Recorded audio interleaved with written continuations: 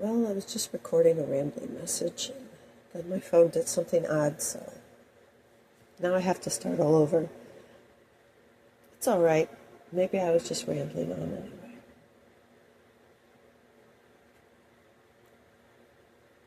If I were to stick to just one topic, I think divorce culture is something we ought to explore because many people who are professionals identify problems within relationships, within marriages, within families.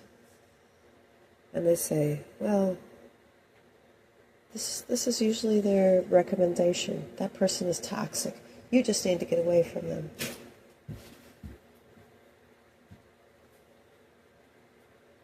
Where did this come from?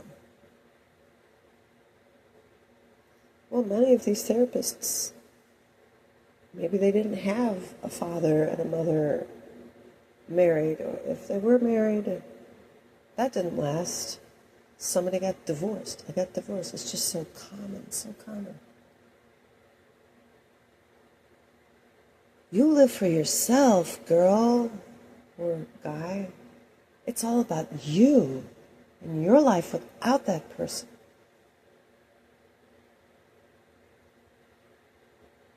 Didn't Sister Sledge say, we are family? I got all my sisters and me. That's one thing I admire about the Black community. They have the sense of family. You're going to stick together, Blood is thicker than water. White people are not, they're really not like that. I mean, maybe some are, maybe Italians, maybe they're that way. Of course, then that goes a little bit too far sometimes.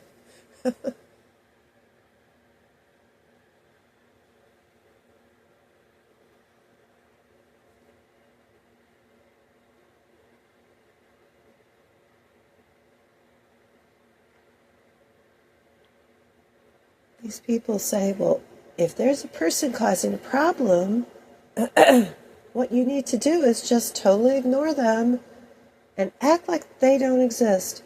And their problems are their own. And now you're free and you're liberated.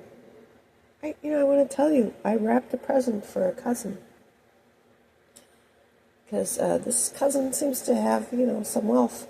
And cousin always sends food and money and so after decades of marriage, she's not married. She got married. I never met the husband. She retained his name, his surname. I never met the guy. She's very happy, just happy, wealthy, childless, husbandless. Oh, very Christian. Really? Do you understand what it means to listen to Jesus? He says anybody who divorces his wife causes her to become an adulteress. Well, I just don't listen to that, the parts that Jesus say that I don't really like,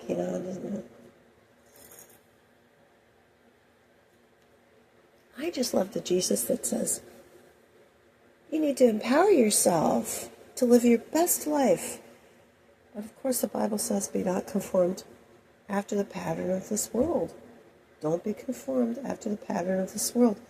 What does Western society have as, perhaps it has more than one Achilles heel, have as its Achilles heel the divorce culture?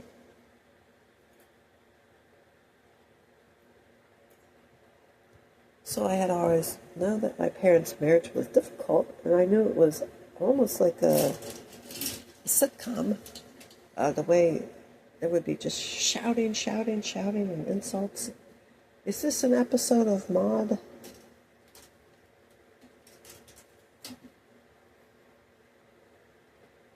Just the sarcasm, the cruelty of Maude mixed up with the absurdity of Colonel Clink. It's kind of like my parents' marriage.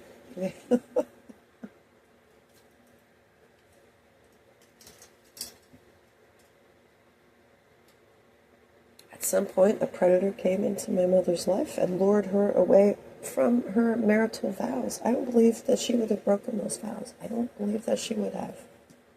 Except for this predator, this male predator that came into her life.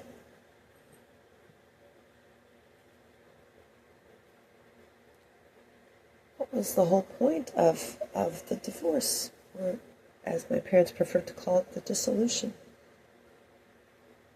That man never divorced his wife. That man stuck around for like a couple of years, but then he just vanished like dust in the wind, you know. And then I, the little kid, was left to pick up all the pieces of this broken existence. I mean, I had friends, my life mattered, my life had been difficult up till then, but I had begun to find my place within, you know, school. You know, I had friends, and I was beginning to have a reputation of being, oh, she's one of the smart kids. She's pretty, and that kind of stuff. And I had a best friend who had so much more confidence than I did, and was so pretty, and was more intelligent than I, and she was a sister to me. This divorce took that away from me. I'll just move on. Kids are resilient. We have no choice. What are we going to do? Some kids, you know,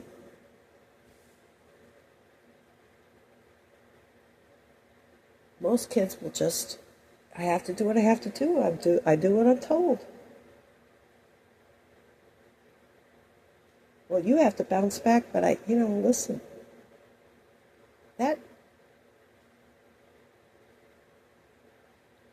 next school year after my parents' divorce was one of the most harrowing things. I wouldn't wish it on anybody. Harrowing, absolutely harrowing.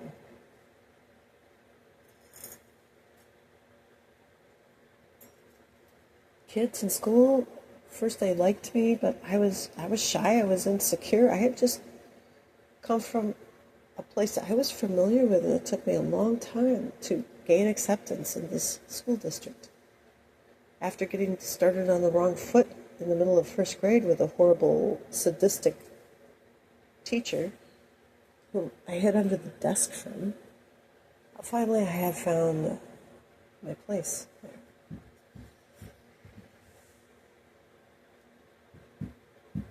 And then it was like a baptism by fire. I'm telling you, at first everybody loved me, and because I looked like somebody who's the most popular girl in class. You know, did you watch Square Pegs?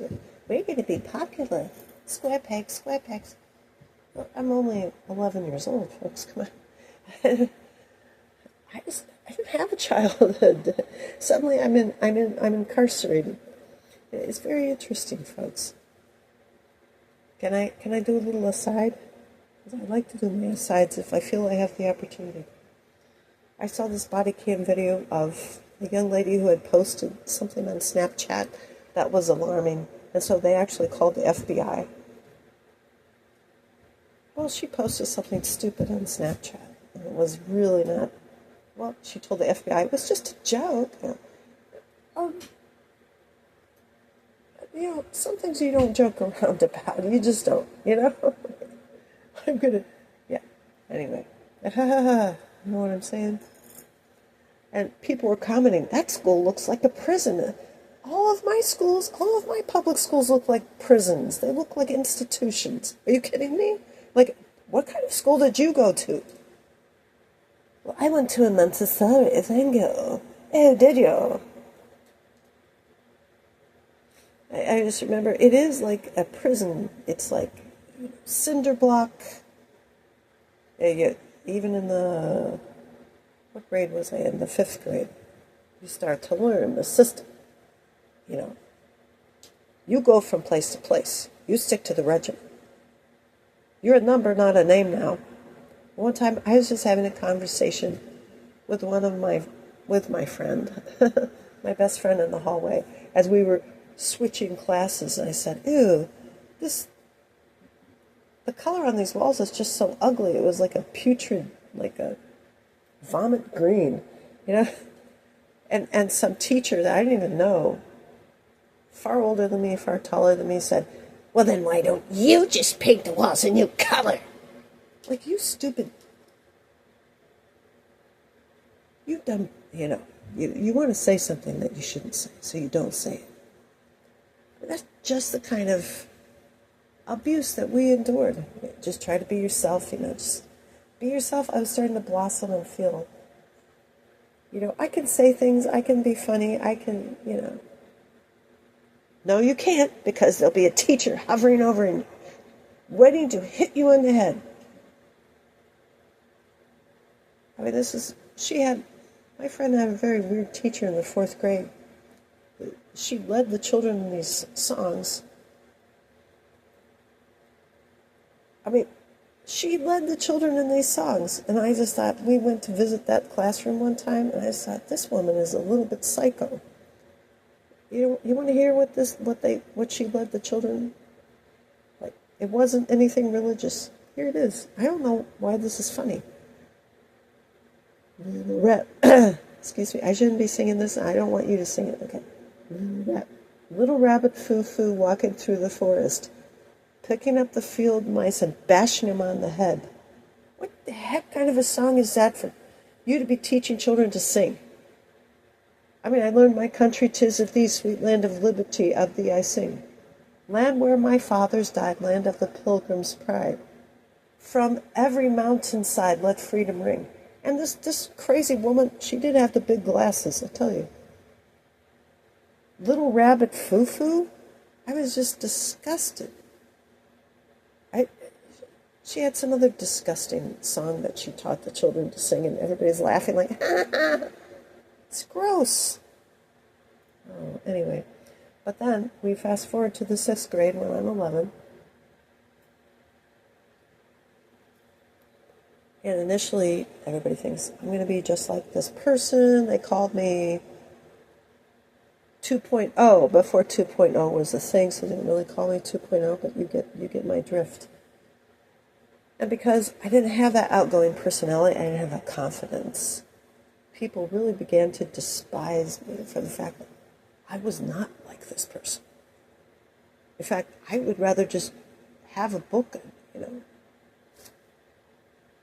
go curl up with a book in a corner rather than try to be this outgoing, confident, social person.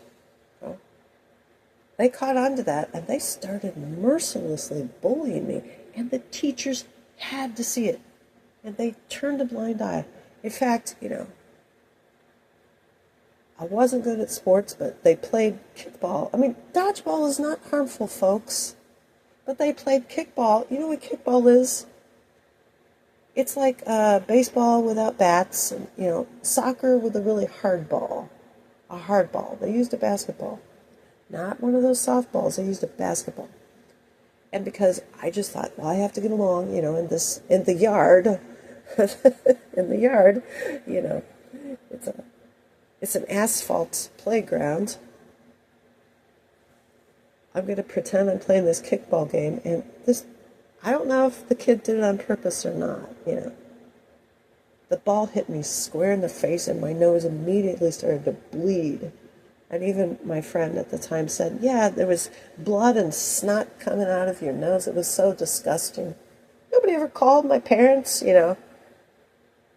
I guess I had to go to the school nurse, and then, you're back in class. Nobody told the parents this happened to me. I mean, that was like an extreme example of the bullying I endured. I'm telling you. And there's the verbal abuse from older children. I even know these people.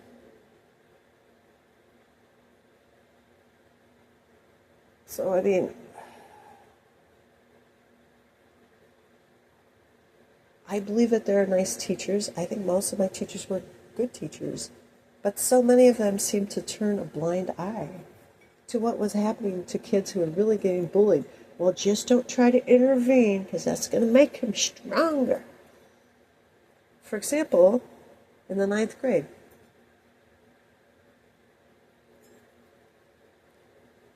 she was very good at her job. I think she was very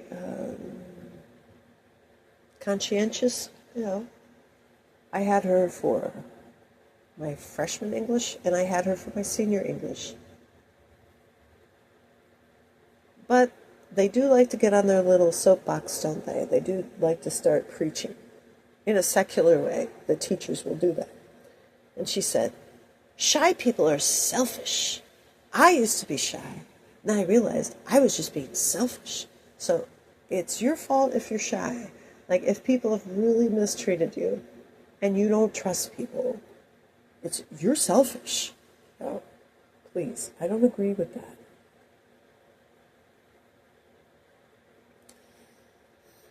But it comes back to divorce culture. I really think it does.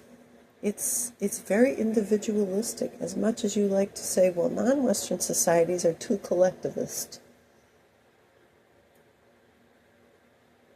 And people don't have an individual identity. And they have to always conform. In Western society, I think we have two problems going on. Simultaneous syndromes. People are rabidly individualistic and they're rabidly collectivistic, and they never got to like themselves. And because they never got to like themselves, they don't like other people, and they're terrified that other people won't like them. So they have to conform. Yet they yearn to want to be loved and to be liked for who they are. I mean, you want to talk about schlock, that song during the 1980s. I've been to paradise, but I've never been to me. Like, it was fine until she says, unborn children. It's just disgusting. Like you're glossing over your abortion. Like, I mean, apparently this woman had sex with all these different men, and she aborted all the babies she might have had with them. I've been to paradise, but I've never been to me. So on the one hand, yeah, I can empathize, but on the other hand, I'm thinking, you narcissistic hoe. It's disgusting. What are you trying to preach to us?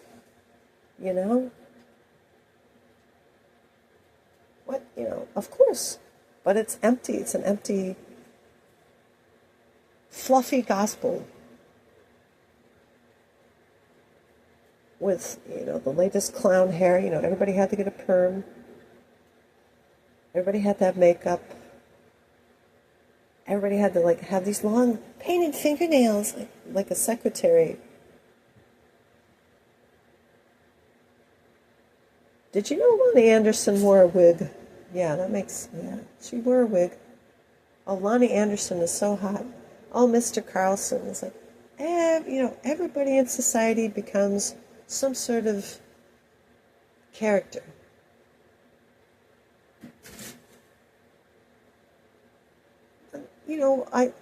The gist of the song, I've been to paradise, but I've never been to me, I think that's many people's lament. I'm not allowed to be myself. When I step outside of the box and I try to become myself, and I try to be genuine, I get slapped down. My mother and I used to have conversations, and she would really empathize with me. But the fact was, the dysfunction in that relationship between my mom and my dad, yes, it was a marriage.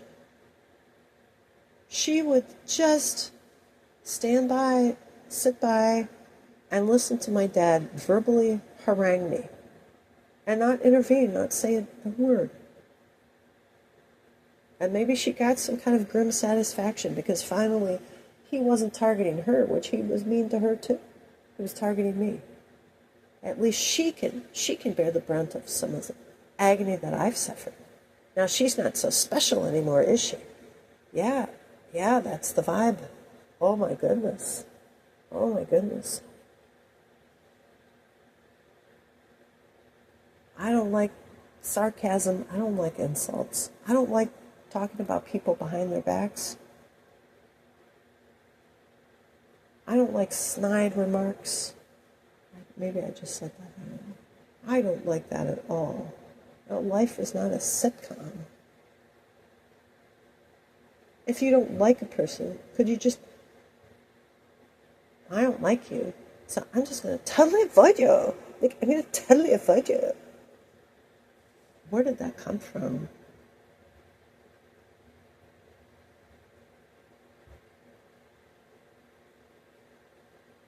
I don't think that's in the Bible.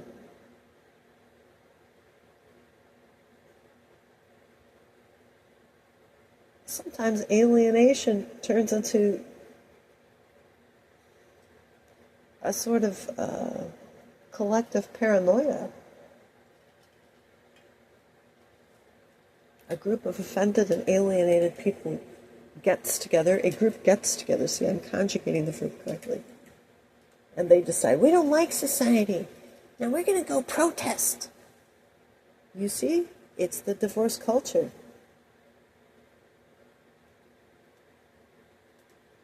It's not about the economy. It's not the economy, stupid. You know, they used to say, it's the economy, stupid. Help the poor, help the starving people. Absolutely do that. If somebody needs treatment for something serious, my goodness, of course we want health care for people. But what do people, they need a healing of their hearts? I will turn the hearts of the children toward their fathers. Doesn't the Bible say that? Or toward their parents. Can I find a preacher who really will be bold and diagnose the problems in our society? It's not, I mean, it's so many things. It's so many things why we are having the problems we're having. It's not just one thing, but I'm telling you, divorce culture. Now, I want to talk about the heart of the matter.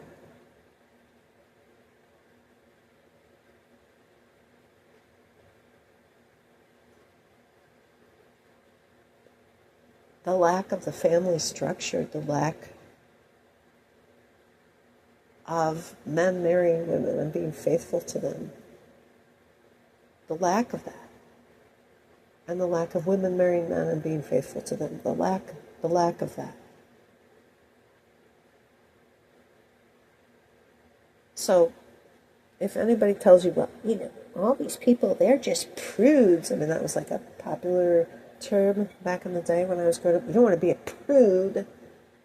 You want to be like sexually liberated. This is what happens when a society becomes too sexually liberated. And I'm not saying it's right for some of these other cultures to be abusing little girls and little boys. That is horrible. That's not a Western problem. That is a non-Western problem. I can't begin to fathom how that just goes on generation after generation. It is so shocking to me. So yeah, I do have a right to say that is so evil and disgusting, because it is. But how can the blind lead the blind? How can an ill person who's sick say, I'm not sick, I have the cure for all your ills? Western civilization is like that. So Christianity is not about, it's not about Western versus Eastern civilization. It's not about capitalism versus communism. It's about understanding that you are made in the image of God. And the image has been so disfigured. The human family has been so disfigured that we have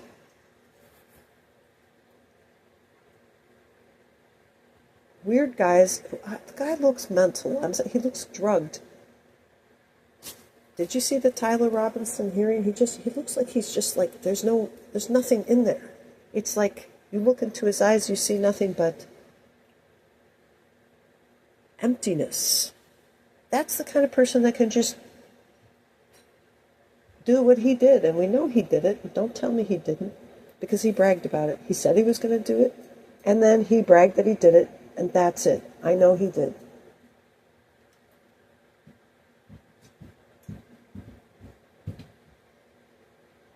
Yes, I lay this right on the doorstep of divorce culture. Even if his parents weren't divorced. Divorce culture doesn't literally mean, oh, it's a divorce. It is an alienation between family members. It's that alienation, that estrangement. And we have these therapists that say, well, just avoid the toxic person. Just avoid the toxic person. Maybe you're a toxic person.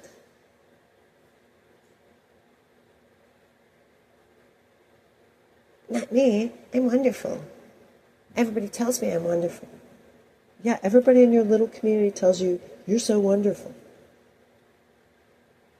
Are you? Of course I am. I mean, lawyers, what a litigious society we're living in these days, folks.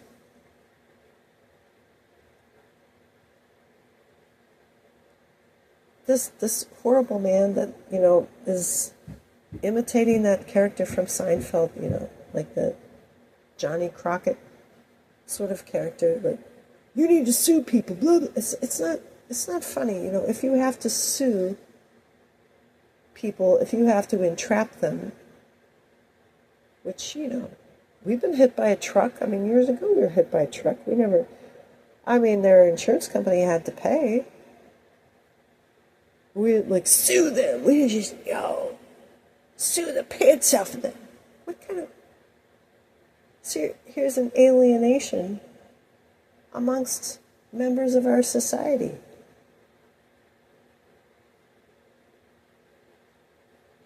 Now, there are some Christian women in my life, I've tried to talk to them, I try to open up to them, but they are so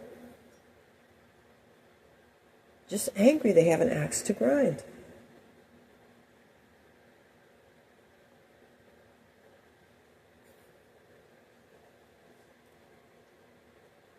I really wanted to have a close relationship with my maternal aunt. And so I really enjoyed talking to her. It's like, wow, there's somebody I could talk to. She's so fun to talk to. Why did my parents not like her? She's just so fun. Where there are many words, sin is not absent. Two-faced, backbiting, treacherous, angry, envious, insecure. I didn't realize that.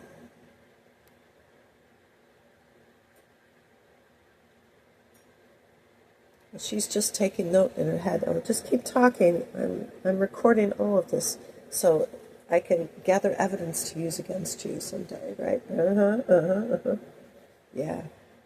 It's kind of sad. I remember that summer after my parents' divorce, you came to visit. I was so looking forward to seeing you. And I made you a little cartoon character called Exulton. And you said, Exulton, how cute. And then she proceeded to ignore me. Pretty much during the whole visit with her sister and my mother. So that was okay, I felt so excluded. I thought, she's the fun aunt. Half the time she's just complaining about her husband. How terrible he is. And then she never stopped. She'll still be complaining. If you talk to her today, she'll bring that up. She'll complain about her ex-husband. How terrible he is. But she's Christian. Really? Is she? Wow, I'm sure you're the paragon of virtue. We've been married and divorced 4 times. You're the paragon of virtue. Really?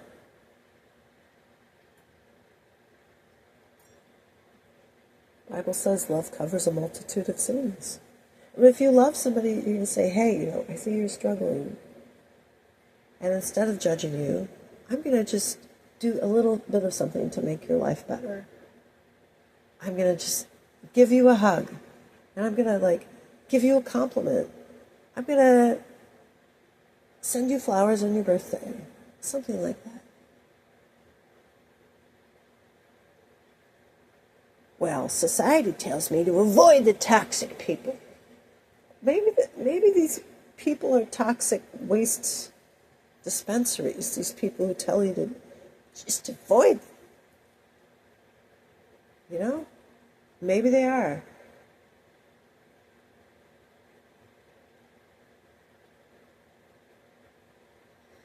So, in closing, I'd like to say, as long as we cling to the divorce culture, we're not going to solve our problems because we are family.